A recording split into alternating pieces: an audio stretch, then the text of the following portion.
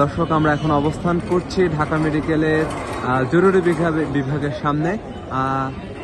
কিছুক্ষণ আগে যমুনার সামনে হাদি হত্যার বিচারের দাবিতে ইনকিলাব মঞ্চের যে বিক্ষোভ চলছিল, সেই বিক্ষোভ চলাকালীন অবস্থায় বিক্ষুব্ধ জনতার সাথে আসলে পুলিশের একটি উচ্চবাক্য বিনিময়ের ঘটনা ঘটে এবং সেখান থেকে ধস্তাধস্তি এবং জল কামান নিক্ষেপের মতো ঘটনা ঘটে এবং পরবর্তী সময়ে পুলিশ সাউন্ড গ্রেনেড নিক্ষেপ করে জল কামানের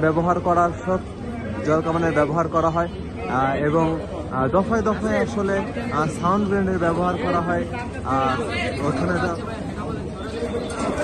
এবং অনেকে সেখানে আসলে বলছিলেন যে আসলে গুলি করা হয়েছে, আসলে গুলিতে আহত হয়েছেন আসলে ইনকিলাব মঞ্চের নেতা জাবের।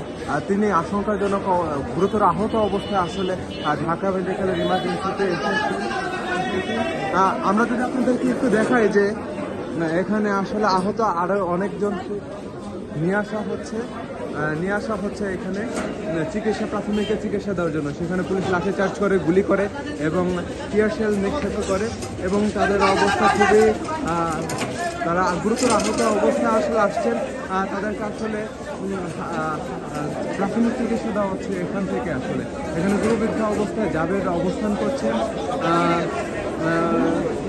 তাকে আসলে প্রাথমিক চিকিৎসা দেওয়া হচ্ছে। বাট এখনও কোনো কর্তব্যরত কোনো চিকিৎসক সহ কারো আসলে কোনো ধরনের বক্তব্য আমরা শুনতে পাইনি এখন পর্যন্ত তাদের শারীরিক অবস্থা কীরকম। দর্শক, এই ছিল ঢাকা মেডিকেলের জরুরি বিভাগ থেকে সর্বশেষ।